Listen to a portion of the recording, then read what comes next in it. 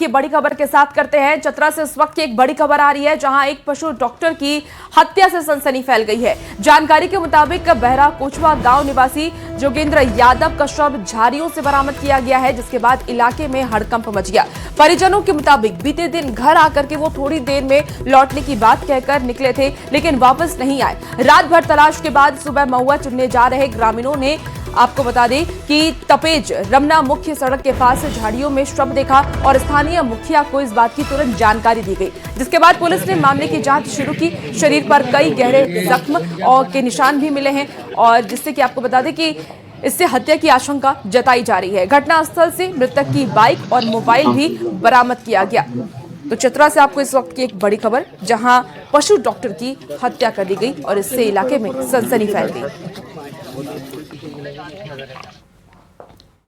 घटना ही कि हम लोग तो गांव का आदमी हैं, चचेरा भाई भी लगता है।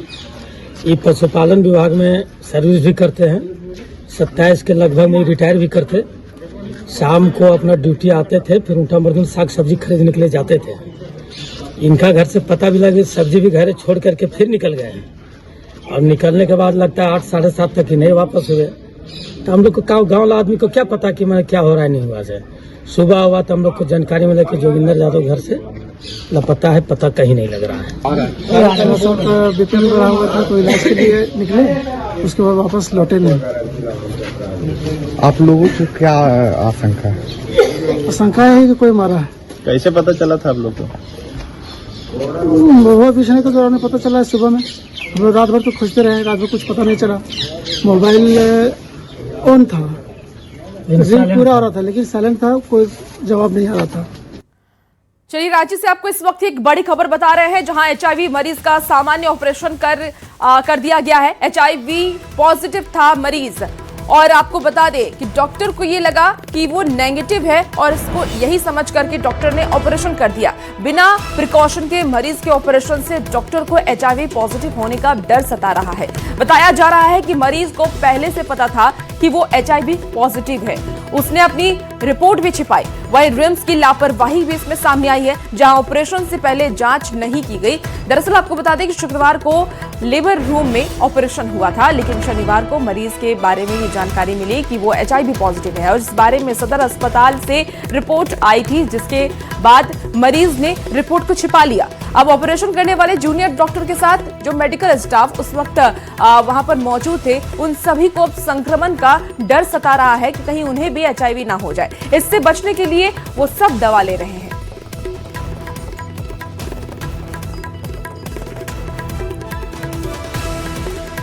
और वहीं इस मामले पर अब सियासत भी तेज हो गई है। बीजेपी ने रिम्स प्रबंधन, स्वास्थ्य विभाग और स्वास्थ्य मंत्री पर सीधे तौर पर निशाना साधा है। जेएमएम ने कहा कि सरकार गंभीर है और दोषियों पर कार्रवाई की जाएगी। वहीं कांग्रेस ने भी इस मामले को गंभीर बताया। क्या कुछ कहना चाहिए आपको? सबसे पहले सुनते हैं।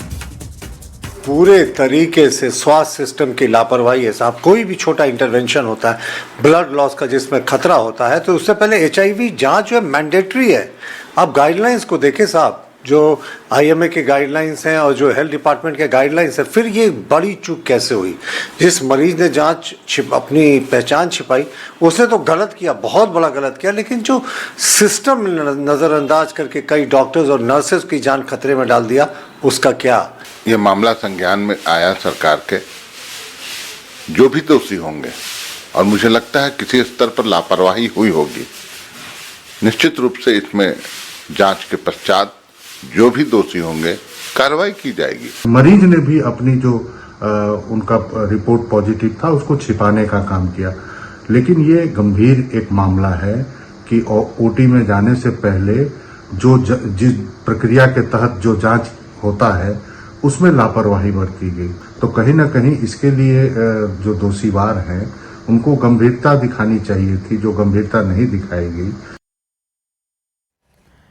चलिए, सियासी खबर का अब रुख कर लेते हैं। तो देखिए, असम चुनाव से जुड़ी इस वक्त की आपको एक बड़ी खबर बता रहे हैं। असम विधानसभा चुनाव में सीएम हेमंत सोरेन का चुनाव प्रचार अभी भी जारी है। चुनाव प्रचार के दौरान आदिवासी से वोट लेने की अपील की जा रही है। असम में आदिवासी सिखाएंगे सबक, ऐसा सीएम हेमंत सोरेन ने कहा है। एकजुट होकर के तीर धनुष को वोट करें, सीएम हेमंत सोरेन की तरफ से वोटों की अपील भी की गई। आपको बता दें कि असम सरकार ने इनकी आवाज दबाई। सीएम हेमंत सोरेन की तरफ से तमाम बड़ी बातें कही गई है। जब वो सभा कर रहे थे उन्होंने कई सारी मुद्दों का जिक्र किया, आदिवासियों का जिक्र किया और असम विधानसभा का चुनाव अवसर पर है। ऐसे में सीएम हेमंत सोरेन लगातार सभाएं कर रहे हैं, जनसभाएं कर रहे हैं और उनकी जनसभा में जो आपको बता दें दर्शकों की भी ज्यादा भीड़ देखी जा रही है, लोगों की भी भीड़ देखी जा रही है। चुनाव प्रचार के दौरान आदिवासी से वोट देने की अपील भी सीएम सोरेन ने की है। अब असम विधानसभा चुनाव में मतदान 9 अप्रैल को होना है। ऐसे में चुनाव प्रचार जोरों पर है। मुख्यमंत्री हेमंत सोरेन और कल्पना सोरेन लगातार पार्टी उम्मीदवारों के समर्थन में चुनाव प्रचार कर वोट मांग रहे हैं। मुख्यमंत्री ने यह भी कहा है कि असम में इस बार आदिवासी इस बार सरकार को सबक सिखलाएंगे। उन्होंने ये भी कहा कि तमाम लोग जेएमएम के तीर धनुष पर अपना वोट देकर के पार्टी के उम्मीदवारों को जितलाएंगे।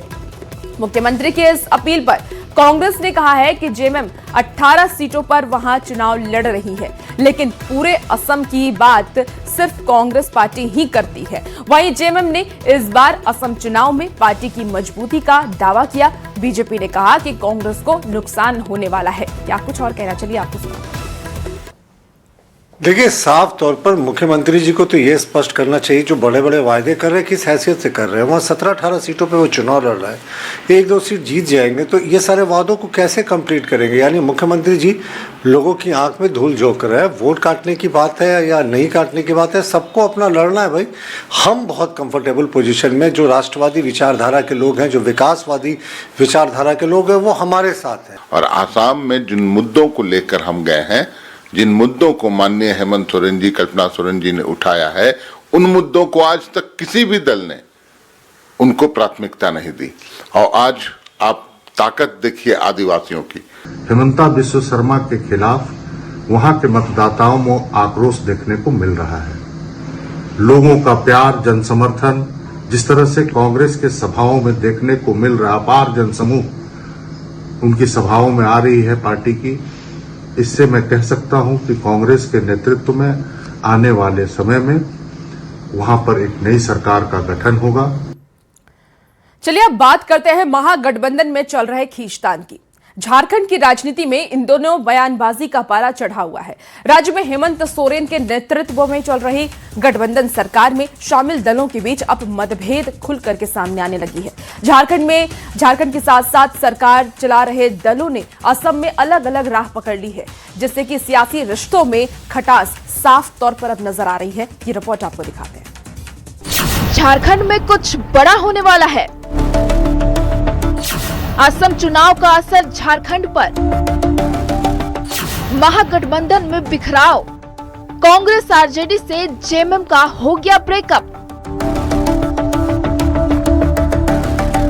झारखंड की राजनीति इन दिनों काफी गरमाई हुई है। गठबंधन सरकार के भीतर लगातार खींचतान देखने को मिल रही है।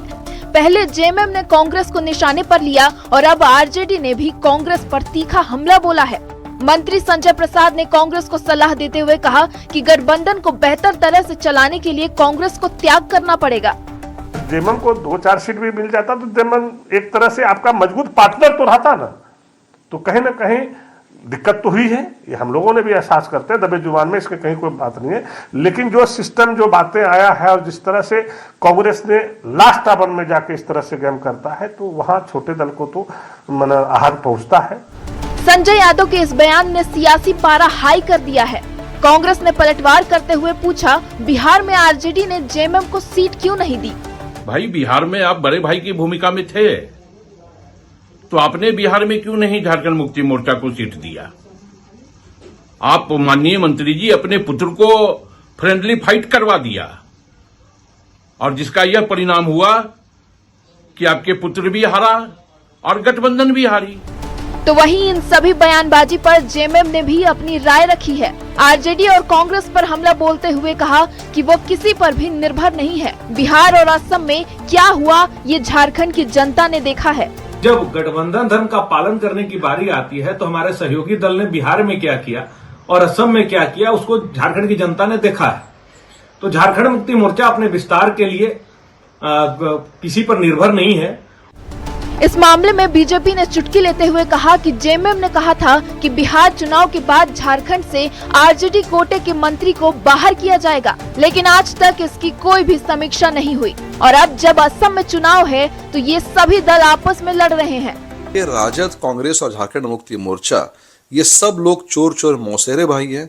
जब भी चुनाव आता है एक दूसरे के ऊपर बयानबाजी करते हैं, एक दूसरे के ऊपर में कई आरोप लगाते हैं, लेकिन जैसे ही चुनाव खत्म होता है ये आपस में मिलजुल करके झारखंड को लूटना चालू कर देते हैं। क्या ये टकराव आने वाले चुनाव की रणनीति का हिस्सा है या फिर वाकई में गठबंधन के भीतर विश्वास की कमी है, ये तो समय ही बताएगा। लेकिन ये कहना गलत नहीं होगा कि जनता के मुद्दे पर ध्यान देने के बजाय पार्टियां आपसी विवादों में उलझ कर रह गई हैं। न्यूज़ 18 के लिए संवाददाता गौरव झा के साथ ब्यूरो रिपोर्ट। रांची में आज आरजेडी के कार्यकारी अध्यक्ष तेजस्वी यादव का कार्यक्रम रखा गया। आपको बता दें कि कार्यकारी अध्यक्ष बनने के बाद पहली बार तेजस्वी यादव रांची पहुंचे हैं। तेजस्वी यादव के साथ कल देर रात रघुनाथपुर से विधायक ओसामा साहब और शक्ति यादव भी रांची पहुंच गए हैं। आज दोपहर रांची के कर्निवाल में विशेष कार्यक्रम रखा गया है, जहां राज्य भर के राजद के कार्यकर्ता शामिल होने वाले हैं। आपको बता दें कि आरजेडी को झारखंड में मजबूत करने और आगामी विधानसभा में अकेले चुनाव लड़ने की तैयारी के साथ आज तेजस्वी यादव कार्यकर्ता को मूल मंत्र देंगे। जनता दल के राष्ट्रीय कार्यकारी अध्यक्ष तेजस्वी यादव जी झारखंड के पावन धरती पर पहुंच चुके हैं। उनके साथ ओसामा साहब जी जो कि रघुनाथपुर के विधायक हैं, शक्ति यादव जी समेत कई सारे विधायक और आरजेडी के वरिष्ठ नेता यहां पर पहुंचे हैं। तो युवाओं में खासा जोश है और झारखंड में अपनी जमीन को समेटने के लिए, कार्यकर्ताओं में जोश भरने के लिए तेजस्वी यादव जी यहां उपस्थित हुए हैं। और आरजेडी के विस्तार के लिए ये एक यादगार पल रहेगा। धनबाद से आपको इस वक्त एक बड़ी खबर बताते हैं, जहां जोरदार धमाके से गैस सिलेंडर फट चुका है। आपको बता दें कि गैस की चपेट में आने से 2 की मौत भी हो गई है, 2 लोग गंभीर रूप से घायल हुए हैं। घटना के वक्त 8 से 10 लोग वहां पर मौजूद थे। मुनीडीह क्षेत्र का ये पूरा मामला सामने आया है। जोरदार धमाके के साथ गैस सिलेंडर फटा है। इस वक्त की आपको ये बड़ी खबर बता रहे हैं। गैस सिलेंडर फटने से आपको बता दें कि 2 लोगों की मौके पर ही दर्दनाक मौत हो जाती है, जबकि कई लोग गंभीर बताए जा रहे हैं। 8 से 10 लोगों की हालत इस वक्त गंभीर बनी हुई है। घटना के वक्त 8 से 10 लोग वहां पर मौजूद थे। मुनीडीह क्षेत्र का ये मामला सामने आया है। धनबाद से आपको ये बड़ी खबर बताए, जोरदार धमाके के साथ गैस सिलेंडर फटा है। गैस की चपेट में आने से 2 लोगों की मौत हो गई, 2 लोग गंभीर रूप से घायल हैं। 8 से 10 लोग वहां पर मौजूद थे और जो जानकारी आ रही है, मुनीडीह क्षेत्र का मामला है ये। ज्यादा जानकारी के साथ न्यूज़ 18 संवाददाता संजय गुप्ता हमारे साथ फोन लाइन पर जुड़ गए हैं। संजय, गैस सिलेंडर फटने की खबर सामने आई है, कब ये गैस सिलेंडर फटा है और फिलहाल क्या अपडेट है? फिलहाल तो जो शनिवार को आधी रात में जो गैस कटर का सिलेंडर है वो ब्लास्ट हुआ, जिससे जो गैस निकली उससे वहां पर जो भी मौजूद आधा दर्जन से लोग थे वो इससे प्रभावित हुए, जिसमें 2 लोग की मौत हो गई और 2 लोग जो तो अभी भी गंभीर स्थिति में, अन्य लोगों जो है तो अभी स्थिति सामान्य है। लेकिन सबसे बड़ा सवाल है कि आधी रात में गैस कटर जो है वो कहाँ ले जाया गया था, इसकी एक बड़ी तहकीकात होनी चाहिए। क्योंकि जिस तरीके से गैस कटर का यह सिलेंडर फटा है तो ये स्पष्ट परिवार के लोग भी नहीं बता रहे हैं कि आखिर उनके जो परिजन थे वो कहाँ गए थे। पुलिस इस मामले में जांच करेगी, लेकिन फिलहाल इस मामले में 2 लोगों की मौत हो गई है और 2 लोगों का अभी भी इलाज चल रहा है, जिसकी स्थिति बेहद खराब बताई जा रही है। कहा जा रहा है कि उनका गैस का जो प्रभाव है वो बहुत अधिक हुआ है, जो इससे जो है उन्हें सांस लेने में परेशानी हो रही है और उनकी इलाज जो है NMCH में चल रही है। लेकिन फिर भी वही सवाल उठता है कि आखिर ये लोग आधी रात में बिल्कुल संजय, ये भी जानना चाहूंगे क्योंकि 8 से 10 लोग वहां पर मौजूद थे, क्या उन लोगों ने बताया है कि कैसे ये गैस फटा है, क्या वजह रही? आखिर वो अभी तक जो परिजन है, मृतक के परिजन है, जो घायल के परिजन, वो भी स्पष्ट नहीं बता रहे हैं कि उनसे वो लोग कहाँ गए थे। क्योंकि आधी रात में अचानक फोन आता है और उसके बाद सब एक साथ निकल जाते हैं और उसके बाद जो है तो इस तरह की घटना होती है। फिलहाल इस मामले में पुलिस जांच करेगी, वो पता लगाएगी कि आखिर ये लोग कहाँ गए थे और जो कटर गैस सिलेंडर है वो लेकर ये कहाँ काम कर रहे थे। ठीक है, आप नजर बना के रखिए संजय, अपडेट आपसे लेंगे। बहुत शुक्रिया जानकारी के लिए। देखिए, राज्य से एक और बड़ी खबर आ रही है, जहां अवैध गैस सिलेंडर रिफिलिंग का मामला सामने आया है। 9 कमर्शियल सिलेंडर जब्त किए गए हैं। आरोपी के घर पर घेराबंदी कर रेड किया गया। दिल्ली दरबार बिरयानी दुकान में रेड किया गया है। और मांझी थाना क्षेत्र का ये पूरा मामला सामने आया। इस वक्त की आपको ये बड़ी खबर राजधानी रांची से बता रहे हैं, जहां अवैध गैस सिलेंडर रिफिलिंग का मामला सामने आया है। 9 कमर्शियल सिलेंडर जब्त किए गए। आरोपी के घर पर घेराबंदी कर रेड भी किया गया।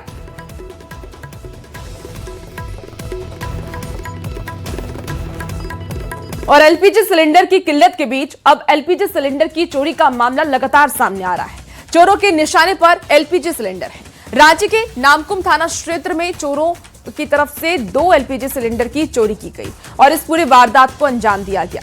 चोरी की पूरी वारदात सीसीटीवी कैमरे में भी कैद हो गई। जानकारी के मुताबिक हाई टेंशन कॉलोनी के कृष्णाकांत चौधरी के घर में घुसकर चोरों ने एक भरा हुआ सिलेंडर और एक खाली सिलेंडर की चोरी की वारदात को अंजाम दिया है। घटना के बाद नामकुम थाने में मामला भी दर्ज कराया गया। ये सीसीटीवी फुटेज सामने आया जिसमें आप देखिए 2 सिलेंडर को किस तरीके से चोरी किया जा रहा है, क्योंकि इन दिनों सिलेंडर की किल्लत लगातार देखी जा रही है, क्योंकि मिडिल ईस्ट में युद्ध जारी है और दूसरी तरफ भारत में उसका असर दिख रहा है कि सिलेंडर नहीं मिल रहा है। लोग अब सिलेंडर की भी चोरी कर रहे हैं। 2 सिलेंडर की चोरी की जाती है, एक भरा हुआ सिलेंडर होता है और एक खाली सिलेंडर जिसकी चोरी की गई।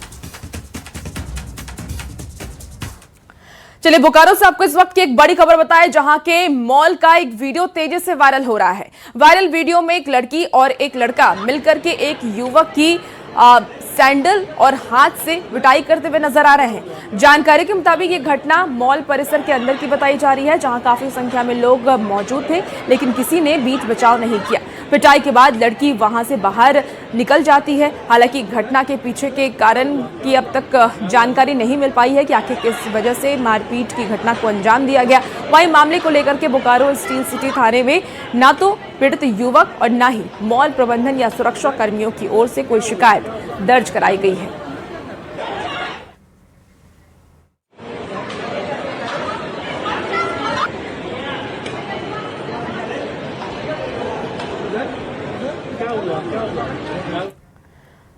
चलिए राज्य से आपको इस वक्त की एक बड़ी खबर बताएं, जहां स्टील गोदाम में भीषण आग लग गई है। दमकल की टीम ने आग पर काबू पा लिया है। आग लगने का कारण फिलहाल स्पष्ट नहीं हुआ है। गोदाम में रखा काफी सामान जलकर के खाक हो गया। लकड़ी में आग लगी और ये आग बहुत ही तेजी से फैली। कोकर इलाके का ये पूरा मामला सामने आया है, तो ये आपको बड़ी खबर बता रहे हैं। स्टील गोदाम में भीषण आग लग गई है। दमकल की टीम ने आग पर हालांकि काबू पा लिया है। कड़ी मशक्कत के बाद आग पर काबू पाया गया। हालांकि किस वजह से आग लगी, कारण क्या था, ये फिलहाल साफ नहीं हो पाया है। लकड़ी में आग लगने से ये आग तेजी से फैली।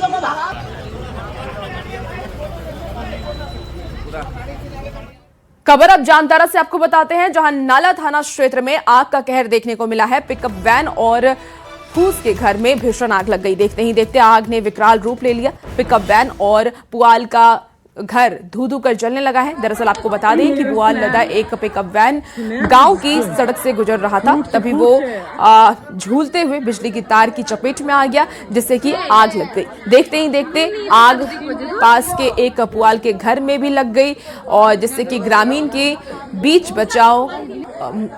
जो है वो बीच बचाव करने के लिए पहुंचे, वहां आग बुझाने के लिए पहुंचे। सूचना मिलते ही मौके पर दमकल की गाड़ी को भी सूचना दी गई। दमकल की गाड़ी पहुंची और कड़ी मशक्कत के बाद आग पर काबू पाया गया, लेकिन तब तक पिकअप वैन और पुआल का घर जल करके पूरी तरीके से खाक हो चुका था। हालांकि गनीमत ये रही कि आग लगते ही पिकअप के चालक और खलासी ने कूद करके अपनी जान बचा ली। वहीं घर में मौजूद परिवार ने भी घर से बाहर निकलकर अपनी जान बचाई है। चलिए खबर अब आपको गिरिडीह से बताते हैं, जहां के तीसरे प्रखंड के लोकाई थाना क्षेत्र में एक बार फिर से जंगली हाथियों का आतंक देखने को मिल रहा है। जंगली हाथियों की वजह से लोगों में भय हो चुका है। हाथियों की संख्या 2 बताई जा रही है। जानकारी के मुताबिक वो दोनों हाथी झुंड से बिछड़ गए हैं। हालांकि सूचना मिलने पर वन विभाग की टीम मौके पर पहुंची। जानकारी के मुताबिक एक महिला को हाथी ने घायल किया था। आपको बता दें कि इसके अगले दिन ही तीसरी के ही हितकड़िया स्थित एक सरकारी विद्यालय में भी हाथियों के द्वारा ध्वस्त कर दिया गया स्कूल को। तो इस वक्त की आपको ये बड़ी खबर बता रहे हैं गिरिडीह से।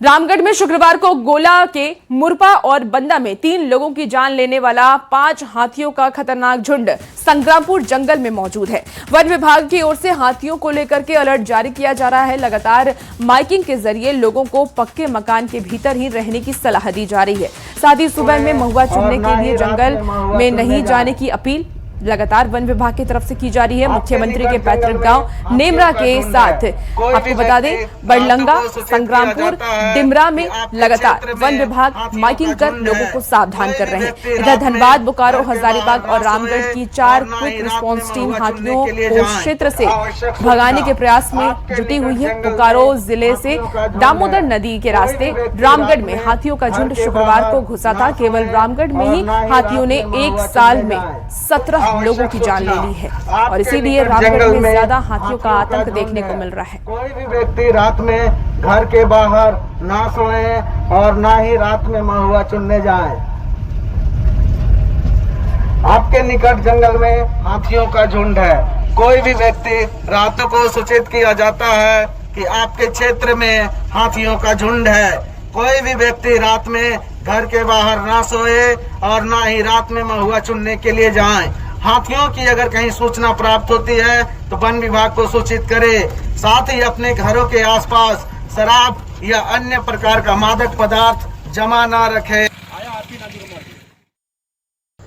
हम ग्रामीणों से आग्रह करेंगे कि आज भी हम लोग पूरे तंत्र में अभी घूम रहे थे, पूरे नेमरा से लेकर के संग्रामपुर और उरादाका ये सब क्षेत्रों में घूमे और हाथी के पीछे चार जगहों की टीम धनबाद, गोला, पिटरवार और हजारीबाग की टीम लगी हुई है और ये उग्र रूप जो लिए हुए हाथी उसको भगाने के प्रयास में हम लोग हैं। काफ़ी सफल हो चुके हैं। हम लोग स्वर्णरेखा नदी के आज पार कराने की स्थिति में हैं। आप सभी ग्रामीणों से आग्रह है कि आप हाथी से दूरी बना कर रखें, सेल्फी न लें, महुआ चुनने नहीं जाएं और पक्के मकानों में रहें। जिनके पक्के मकान नहीं हैं वे सचिवालय भवन का उपयोग कर सकते हैं।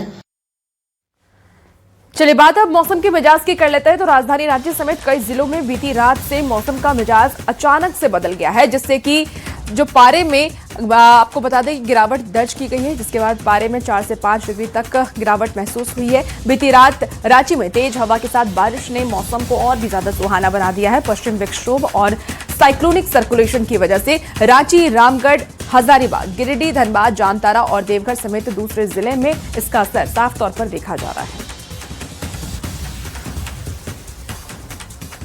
तो मौसम सुहाना हो चुका है। रांची का मौसम ठंडा ठंडा कूल कूल हो गया है।